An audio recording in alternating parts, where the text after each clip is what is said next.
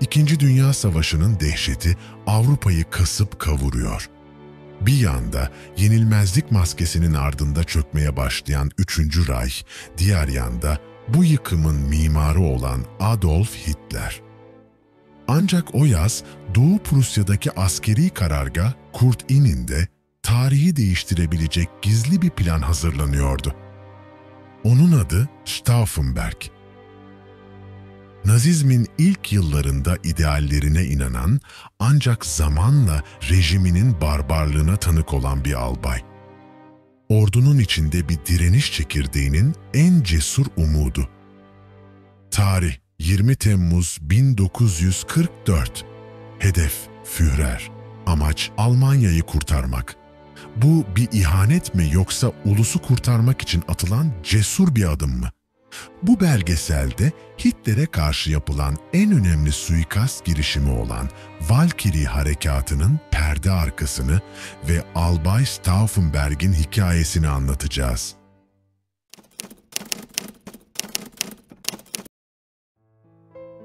Stauffenberg, eski ve soylu bir Katolik ailenin çocuğu olarak dünyaya geldi.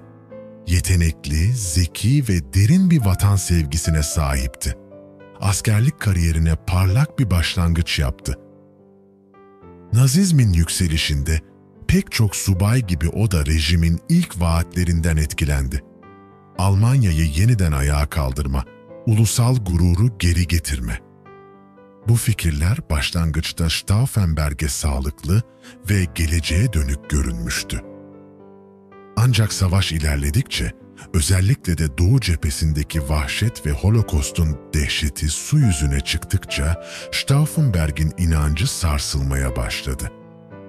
1943 yılında Tunus'ta ciddi şekilde yaralandı. Sol elini, sağ elinin parmaklarını ve bir gözünü kaybetti. Bu fiziksel kayıp, aynı zamanda zihinsel bir dönüm noktası da oldu. Artık Nazizmin kendi ideallerine ihanet ettiğini görüyordu. Savaşın kaybedildiği açıktı.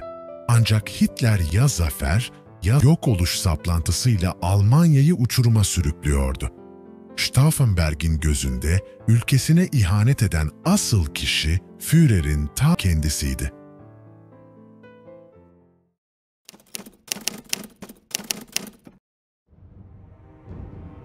Stauffenberg, ordu yüksek komutanlığında görev almasıyla birlikte Nazi rejimine karşı çalışan askeri ve sivil direnişi ağına katıldı. Bu ağ eski Genelkurmay Başkanı General Ludwig Beck ve cesur kurmay subay Treskov gibi isimlerden oluşuyordu. Planları basitti. Hitler'i öldürmek, ardından Valkyrie Harekatı adı verilen bir planı devreye sokarak yedek orduyu kullanıp Nazileri saf dışı bırakmak, yeni bir hükümet kurmak. Valkyrie esasen iç ayaklanmalara karşı hazırlanmış bir plan olsa da komplocular bunu kendi amaçları için kullanacaktı. Stauffenberg bu komplonun kilit ismi haline geldi. Tek gözü ve tek eliyle bu kadar karmaşık bir görevi üstlenmek inanılmaz bir cesaret ve kararlılık gerektiriyordu. O artık bir suikastçıydı. Daha önceki suikast girişimleri inanılmaz bir şans eseri hep başarısız olmuştu. Uçakta donan bomba, toplantının iptali, komplocuların zamanı daralıyordu. Almanya'nın geleceği Stauffenberg'in tek bir anına bağlıydı. Ve beklenen gün geldi. Albay Stauffenberg, Hitler'in Doğu Prusya'daki askeri karargahı Kurt Innen'e briefing vermek üzere giriyordu. Çantasında yalnızca Hitler'i değil, tüm Reich'ı sarsacak bir yük vardı. 2 adet zaman ayarlı bomba.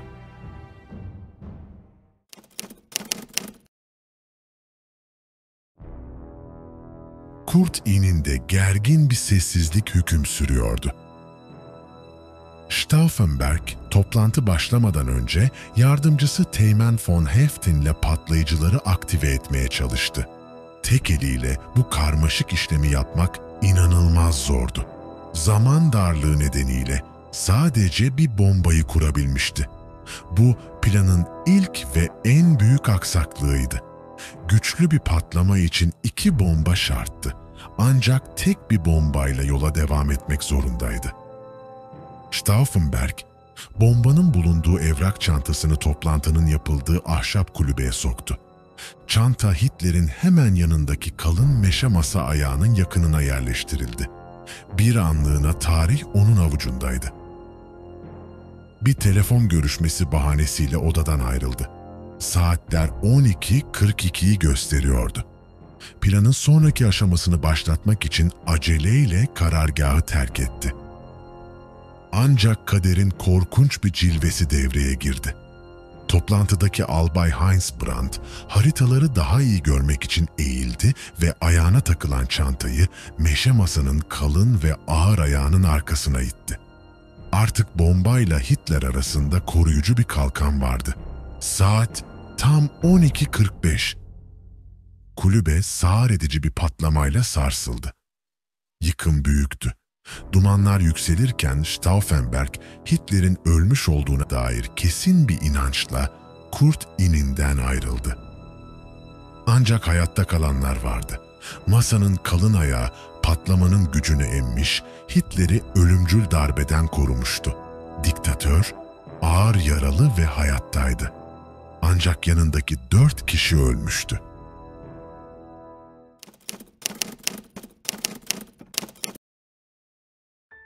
Stauffenberg Berlin'e ulaştığında darbe planı Valkyrie'yi devreye sokmak için karargahları olan Bandler Block'a koştu. Hitler'in öldüğüne dair yanlış bilgiyle darbe güçleri harekete geçti. Ancak radyodan Hitler'in hayatta olduğu haberi yayılmaya başlayınca darbe hızla çözülmeye başladı. Propaganda Bakanı Goebbels, darbeci birliklerin komutanıyla telefonda bizzat Hitler'i konuşturarak darbeyi bastırmaları talimatını verdi.